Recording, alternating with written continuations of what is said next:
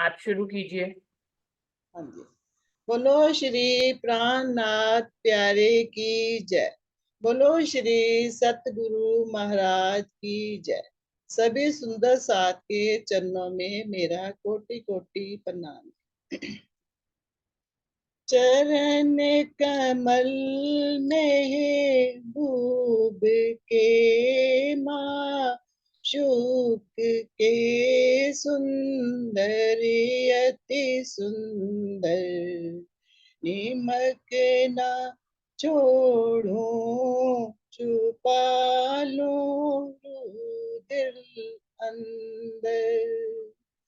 चरण कमल में डूब के माँ शुक के सुंदर अति सुंदर निमक ना छोड़ो छुपा लो दिल अंदर।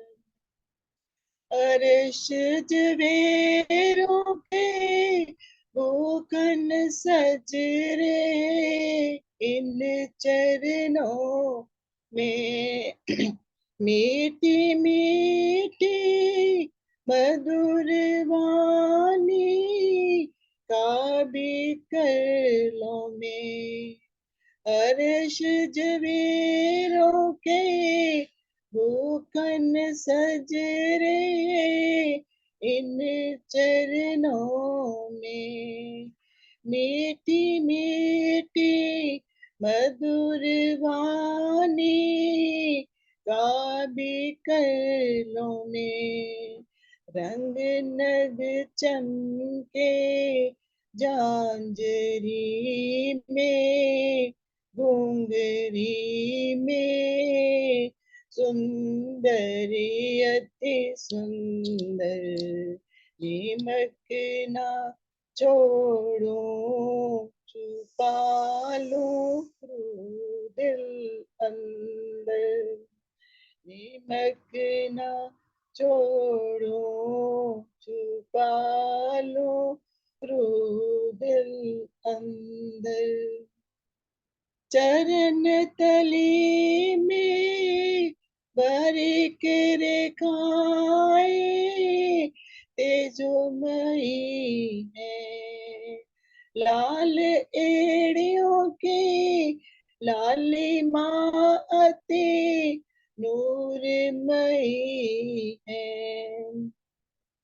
चरण तली में बारीक रेखाएं तेजोमयी है। लाल एड़ियों की लालिमा अति नूरमयी है।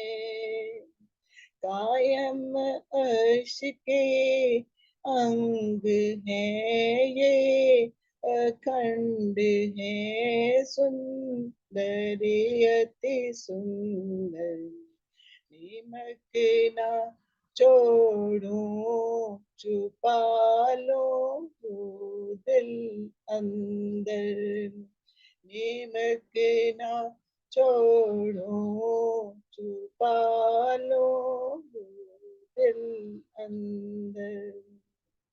नरम नाजुक अंगुरियों के नक में नूर इतना अर्श की धरती आसमान में सिमट सके ना। नरम नाजुक अंगुरियों के नक में नूर इतना अर्श की धरती आसमान में भी सिमट सके ना। दो अंगूठे चरण के नूरी पुंज है सुंदर अति सुंदर निमक ना छोड़ो छुपा लो दिल नीमक ना छोड़ो, छुपा लो दिल अंदर। चरण कमल की मेहर से सुख अर्श के आए, पूर्ण स्वरूप श्री राज श्यामा जी का दिल में आए। चरण कमल की मेहर से सुख अर्श के आए, पूर्ण स्वरूप श्री राज श्यामा जी का दिल में आए। आशिक रूहों की जान है ये, प्राण है सुंदर अति सुंदर। नीमक ना छोड़ो, छुपा लो दिल अंदर। नीमक ना छोड़ो, छुपा लो दिल अंदर। प्रणाम जी। सुंदर साथ के चलना में कोटि कोटि प्रणाम। नाम जी, धन्यवाद ममता दीदी। शुरू करते हैं सुंदर साथ जी। प्रथम लागू दो चरण को, धनिये न छुड़ाइयो खेन, लाख तली नालेड़िया मेरी जीव के ही जीवन, इन पाँव तले पड़ी रहूं, धनी नजर खोलो बातून, पलना वालों निरखो नेत्रे मेरे जीव के ही जीवन, मेरे जीव के ही जीवन।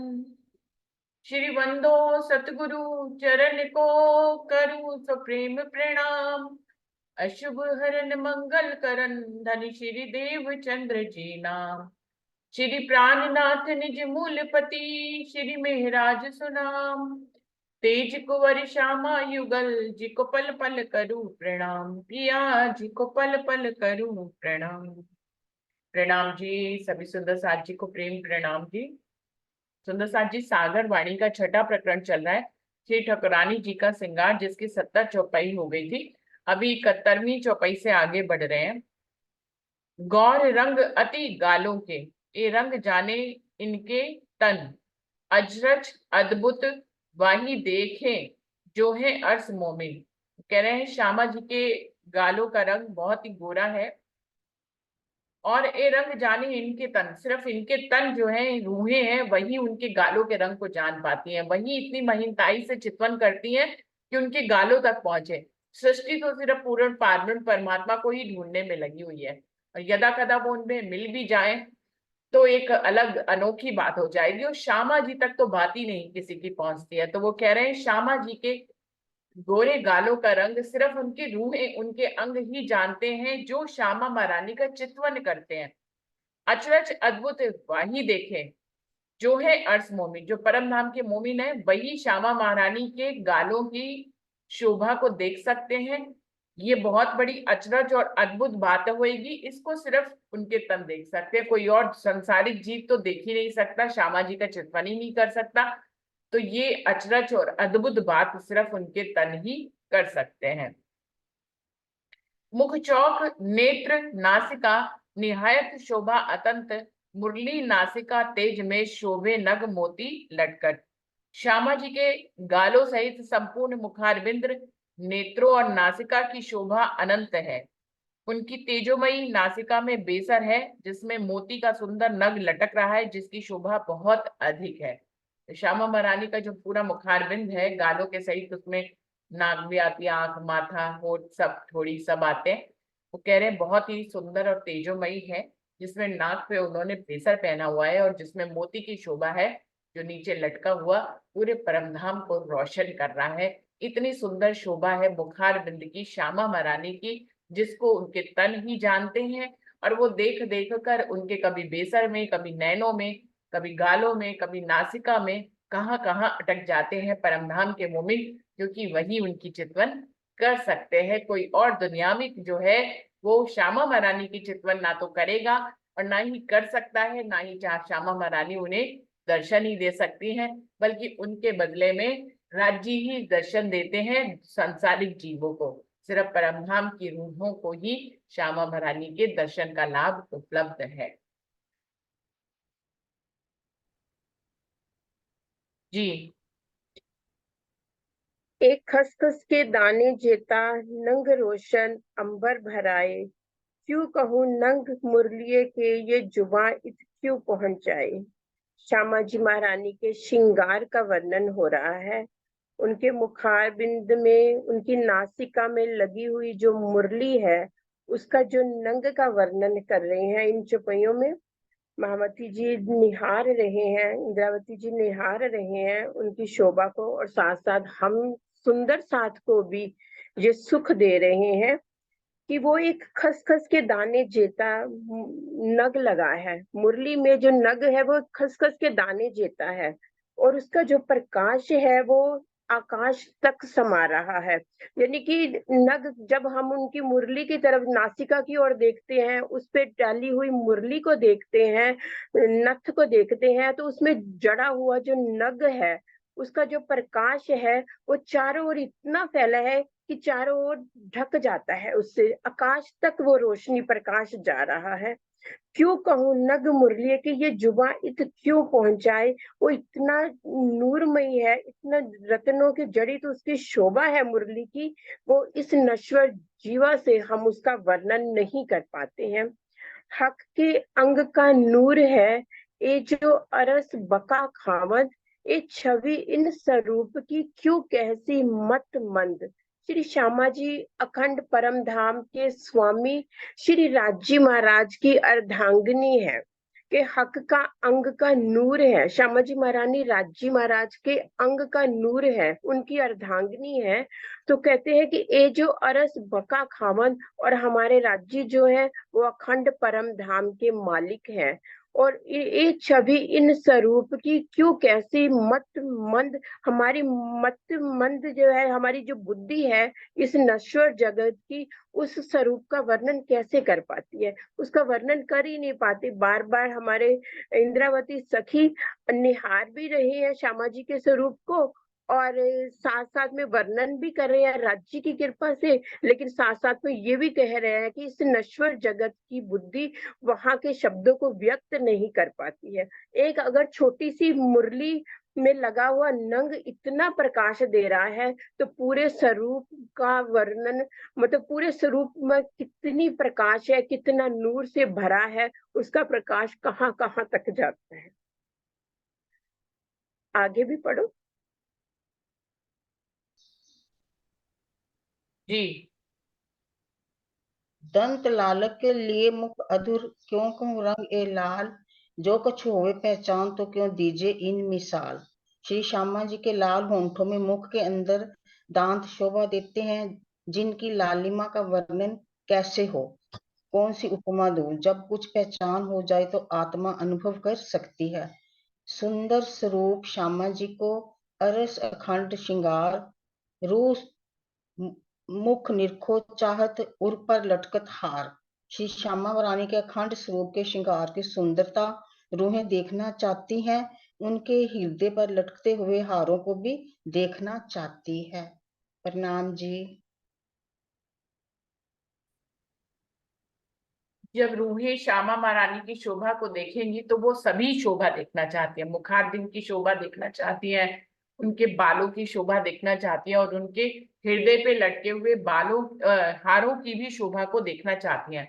तो इसलिए राजी महाराज भी सारे अंगों का वर्णन कर रहे हैं। जैसे मुखारबिंद का वर्णन किया है, अब हारों का वर्णन करेंगे। क्यों? क्योंकि रूह देखना चाहती है, इंद्रावती देखना चाहती है, और राजी स्वयं सारी शोभा को दिखाना चाहते हैं, इसलिए एक एक करके सब शोभा का वर्णन कर रहे हैं। जी। एक हार मोती निर्मल और मानिक जोत धरत, तीसरा हार लसनिया सो शोभा लेत अनंत। श्यामा जी के गले में एक हार मोती का है, जो बहुत ही स्वच्छ है, उज्जवल है। दूसरा हार मानिक का है, जिससे ज्योति निकल रही है। तीसरा हार लहसुनिया का है, जिसकी शोभा अनंत है। चौथा हार हिरन का, पांचवा सुंदर नीलवी। इन हारों बीच दुगदुगी देखत शोभा अति भली। चौथा हार जगमगाते हुए हीरो का है। पांचवा हार बहुत ही सुंदर है, जो नीलम का है। इन हारों के बीच में दुगदुगी दिखाई पड़ रही है, जिसकी शोभा बहुत ही प्यारी लग रही है। सारे हारों का वर्णन इंद्रावती जी कर रही है। प्रणाम।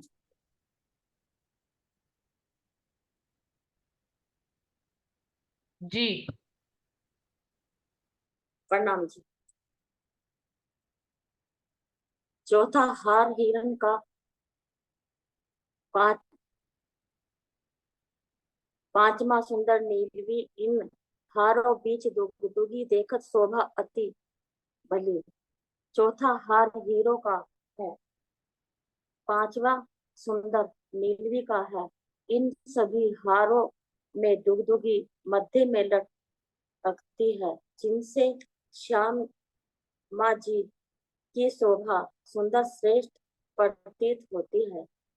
क्यों कहूँ नग दुगदुगी ए पांचों सनिया चढ़ाए, जंग करे माहे जुदे जुदे पांचों अंबर में न समाये। इन पांचों हारों में शोभा सुंदरता और दुगदुगी में नगों के चढ़ाव का वर्णन कैसे करूं। ये पांचों हार एक दूसरे से सुंदरता धारण किए हैं। इनके नगों की दूती परम पार करती है। पांचों हारों का प्रकाश आकाश में नहीं समाता। और प्रणाम जी। सुंदर साथ जी, दुगदुगी जो है वो पेंडेंट को कहते हैं। सब हारों के एक हार आया, फिर दुगदुगी, फिर एक हार आया, फिर दुगदुगी, इस तरह की सारी शोभा है। तो वो कह रहे हैं कि पांचों हारों की शोभा और पांचों दुगदुगी शोभा को का जो जंग है, जो आपस में उनकी लड़ाई है, एक दूसरे को मात देने का जो भाव है, सबकी शोभा इतनी ज्यादा है कि सबकी लहरें जो है आसमान में जाकर आप देख सकते हैं कि कैसे लहरा रही हैं पांचों अलग अलग हारों की शोभाएं, जो अति सुंदर लगती हैं। उनके गले पे भी और आसमान में भी उनकी शोभा को देखा जा सकता है। जी। पांचों ऊपर हार हेम का, मुख मोती सिरे नीलवी।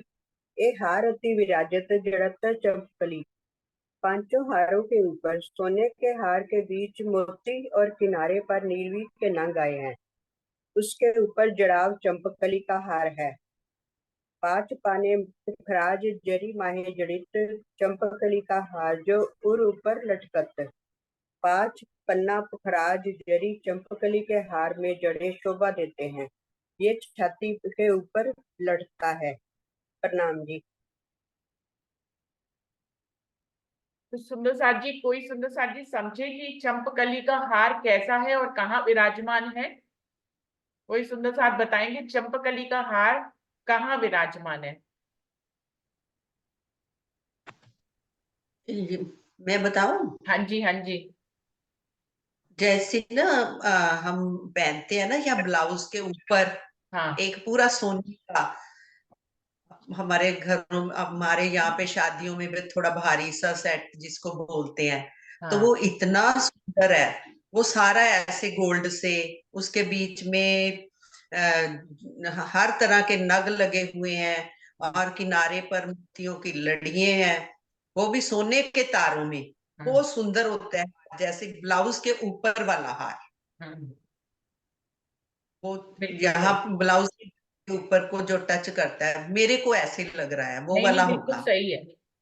चंपकली का हार पांच हार के ऊपर है, यानी कि जो पांच हार हैं वो थोड़े लटकने वाले हैं सुंदर साथ जी। ये थोड़ा ऊपर को है। जैसे पांच हार लटकने वाले होते हैं, जिनमें पेंडेंट होता है, वो थोड़े लटकने वाले नीचे को गए हुए हैं। लेकिन चंपकली का हार इन पांचों हारों के ऊपर है और इसमें कोई पेंडेंट नहीं है, क्योंकि ये चौड़ाई में है ऐसे करके। चौड़ाई में जैसे चौड़ा वाला हार होता है ना, ऐसे करके वैसा वाला है जो पूरा एकदम भरा हुआ होता है। मेरे को लग रहा था अभी जैसे ब्लाउज के ऊपर हाँ हाँ, जो गला जो वैसे ही ये है वैसे ही उसको।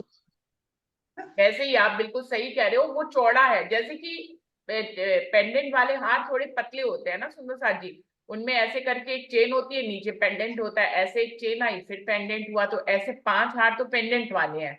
लेकिन ये जो चमकली का हार है, जैसे दीदी कह रही है, ये जो पेंडेंट वाले हार है उनके ऊपर ऐसे करके ब्लाउज के साथ लगता हुआ चौड़ा हार है। जैसे कि हम लोग भी गोल्ड का बनवाते हैं, जब कभी शादी होती है तो दुल्हन के लिए ऐसे चौड़े चौड़े हार बनवाते हैं, जिनको आजकल चोकर भी कहते हैं। वो तो नग वाले होते हैं, लेकिन ये सोने का बना हुआ है और इसमें कोई पेंडेंट नहीं है सुंदर साथ जी, क्योंकि ये अपने आप में चौड़ा सा है, इसलिए इसमें पेंडेंट की जरूरत नहीं है।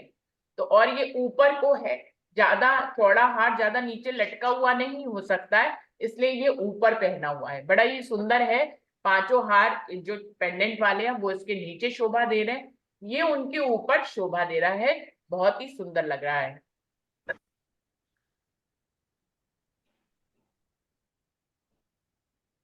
जी। प्रणाम जी। ऊपर चोली के कांठले बेल लगत कांगरी, ऊपर चंपकली के मोती मानिक पाने जरी। वही आ गया हार। जैसे अभी चोली के ऊपर वाले पोर्शन में कंठ से नीचे जो वाला पोर्शन है, जो बेल होती है ना, ऐसे ऐसे लगता है कि वो एक बेल बनी हुई है, वो सोने की बेल है। और चंपकली का के जो हार है, मोती है, मानिक है, पाने है, और सोने का है वो सारा ही। 5 लड़ी चीड़ तिन पर, कंठ लग आई सोए, रंग नग धात अर्श के, इन जुबा सिफ्त क्यों होए। और उसके ऊपर जो गले को कवर करने के लिए वो 5 लड़ियां, जैसे लड़ी एक लड़ी छोटी, फिर उसके नीचे दूसरी, ऐसे 5 लड़ियों वाला हार है, वो चीड़ का है। वो ऊपर गले को कवर करा हुआ है। कंठ लगाया सोए, रंग नंग धात अरस के। और उसमें जो रंग है ना, नग धातु, जो धातु भी वो परम धाम की है। यहाँ तो सोने का नाम दिया जाता है ना, भी धातु है, सबसे चमकीली है, पर वो तो रूहें ही जानती हैं। इन श्यामा जी के जो गले से हार है, वो अखंड हार है, चेतन है, कोमल है।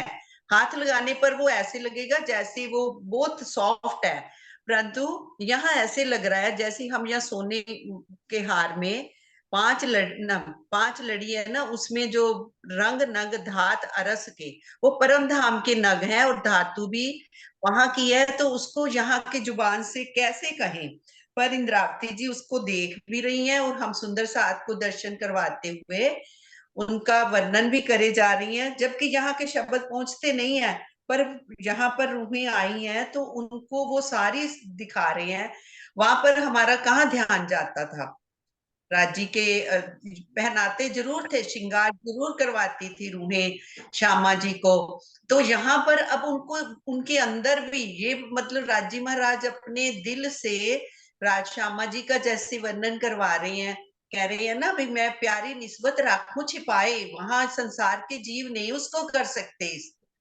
जो ये बैठ रही है हम रूहें हैं, हमें उनके अंदर डूबना है। अब चंपकली के हार के मैं उसका मोती बन जाऊं, क्यों मोती ना बन जाऊं, उसके अंदर डूब जाऊं। उनकी रोशनी इतनी जगमगा रही है और मैं श्यामा जी के गले से लिपट जाऊं। ऐसे रूहों को उसी में ही डूबी रहे राजी महाराज, यही चाहते हैं, क्योंकि ये भी उनका आनंद अंग है। आनंद अंग से तो हम भी तो उनके आनंद अंग ही है ना।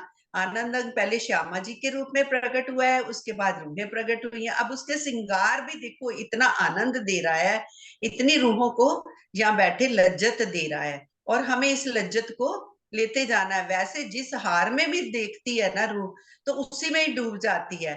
पर इंद्रावती जी फिर आगे ले जाती है, ए मेरी रूहो देखो कितना सुंदर श्रृंगार है श्यामा जी का। प्रणाम जी। आशा दीदी, ये 7वें हार का वर्णन है। ये जो 5 लड़ी वाला है, ये 7वां हार है, जिसको चीड़ का हार कहते हैं। ये जो है चंपकली के हार के भी ऊपर है। जैसे कि आपने बताया कि चंपकली का हार जो है ना वो ब्लाउज तक आया है, गले के यहाँ तक, और इससे भी ऊपर यहाँ पे लगा हुआ जो गले से लगा हुआ होता है उसको चीड़ का हार बोला, जिसकी 5 लड़ियां हैं जो चंपकली के हार तक आया हुआ है। तो श्यामा बरानी ने 7 हार पहने हैं। सुंदर साथ जी समझ में आ गया। 5 तो लॉकेट वाले पहने हैं, पेंडेंट वाले 5 हार पहने हैं। फिर इन 5 हारों के ऊपर चमकली का हार है, जो ठोस सोने का चौड़ा वाला हार होता है, जो गले से लगकर है, जो गले ब्लाउज के गले से लगकर है। लेकिन एक 5 लड़ी का चीड़ का हार जो है वो उनके गले से लगकर है, जो चंपकली के हार तक आया, जिसकी 5 लड़ियां हैं। तो ये 7वें हार का वर्णन है, जिसको बोल रहे हैं चीड़ का हार। तो इस प्रकार से 7 हार हो गए। 5 पेंडेंट वाले के ऊपर ब्लाउज के गले से लगता हुआ चीड़ का हार, और 5 लड़ी वाला गले से लगता हुआ चीड़ का हार। तो इस प्रकार से ये 7 हार की शोभा है जो श्यामा बरानी ने पहने हुए हैं। तो सबसे पहले ये उन्होंने वर्णन, हाँ जी, ये चीड़ मतलब किस टाइप से दिखती होगी? मोती मोती होते होंगे उसमें? लड़ियां है ना, 5 लड़ियों वाला इकट्ठा हार, नीचे से लटकी हुई 5 है, लेकिन पीछे जाकर वो एक से ही जुड़ जाती हैं। हम लोग भी तो 5 हाँ, ऐसे लड़ियों वाला हार पहनते हैं, लेकिन ये लड़ियां छोटी हैं। जो चीड़ का हार उसको इसलिए कहा गया है, जो चंपकली के हार तक उसकी लड़ियां गिरी हुई हैं, गले से लग के है, लेकिन चंपकली के हार तक उसकी 5 लड़ियां हैं। ऐसे पहले एक लड़ी इस तरफ, फिर उसमें भी नीचे लटक रही है ऐसे? अरे नहीं, ऐसे ऐसे करके 5 लड़ियां हैं, ऐसे ऐसे करके। ठीक है, पीछे से एक, एक हो गया। फिर दूसरी, फिर तीसरी, फिर चौथी, और फिर 5वीं, और वहां जाके किनारे पे ये सब एक ही उसमें इकट्ठी हो जाती हैं, लटकती हुई 5 दिखाई देती हैं। पीछे जब डोरी में बंधती हैं तो एक ही में बंध जाती हैं, तो वहां जाकर ये गुच्छे के रूप में हो जाती हैं। ऐसे भी तो हार हम लोगों ने देखे हुए हैं ना सुंदर साथ जी, जिसमें 5 लड़ियां हो, लेकिन वो जहां से डोरी से बंधते हैं वहां पे वो 5 लड़ियां एक साथ इकट्ठी हो जाती हैं। तो उनका वहां से तो, लेकिन लटकाव के रूप में वो पहली छोटी होगी, दूसरी उससे थोड़ी सी बड़ी लटकी हुई होगी, तीसरी उससे भी ज्यादा, चौथी, ऐसे करके 5 लड़ी का हार है। सुंदर साथ जी लिखा है, 5 लड़ी उस चीड़ तिन पर, कंठ लग आई सोए, रंग नंग धात अर्श के जुबा सिफत की होए। क्या कह रहे हैं? 5 लड़ी वाला ये चीड़ का हार है, जो कंठ लगाई सोए, जो कंठ से लगा हुआ है, गर्दन से लगा हुआ है। रंग नंग धात अर्श के, इसमें जो रंग है, इसके जो नग हैं, इसकी जो धातु है, वो परम धाम की है, उसको कालमाया के ब्रह्मांड की नहीं सोचना चाहिए। इन जुबान सिफत क्यों हुए? वो कह रहे कालमाया की ब्रह्मांड की जुबान से उसकी सिफत, उसका वर्णन कैसे करें? श्यामा महारानी, वो इंद्रावती जी कह रही हैं, लेकिन रूहों के दिल में आने के लिए उनको वर्णन करना पड़ता है। लेकिन ये 7वां हार है जो गले से लगता हुआ आया है। सुंदर सा,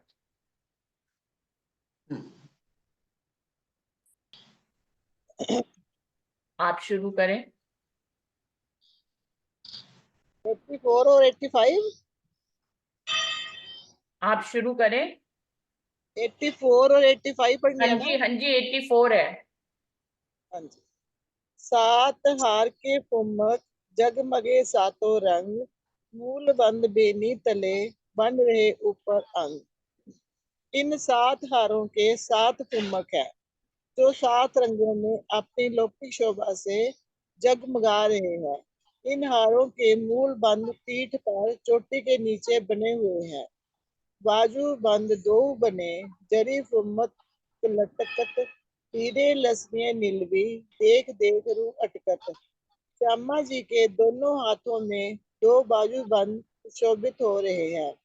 इनमें सोने के तारों में फुम्मक लटक रहे हैं, इन जिनमें हीरा, लसुनिया और नीलम के मनोहर नग जड़े हुए हैं। इनकी लौकिक शोभा और देखते ही आत्मा की दृष्टि अटक रह जाती है, वहां से वह हटने का नाम ही नहीं लेती। प्रणाम। सुंदर साथ जी, 7 हार के फुम्मक पीछे कहाँ लटक रहे हैं? श्यामा जी की पीठ पे लटक रहे हैं। तो श्यामा जी की जो पीछे चोटी बनी हुई है उसके नीचे कितने फुम्मक हो गए? 4 तो उनके ब्लाउज के फुम्मक हैं, वो भी डोरी बंधी हुई है। ऊपर से 7 हारों के फुम्मक भी वहां पे ही लटक रहे हैं। तो सारी पीठ पे जो शोभा है, सबके बंद बंधे हुए हैं, चोली के बंद भी हैं, और हम हारों के बंद भी वहां पर हैं और ऊपर से चोटी की लहराती हुई शोभा है। तो श्यामा महारानी की पीठ पे इतनी सुंदर शोभाएं जो है, जब श्यामा महारानी चलती है तो चोटी लहराती है, साथ में ये सारे फुम्मक जो कि लटक रहे हैं वो भी लहराते हैं। और बाजू में बाजू बंद पहना हुआ है, यहाँ पर बड़ा ही सुंदर बाजू बंद है जो डोरी से बंधा हुआ है, सुंदर साथ जी।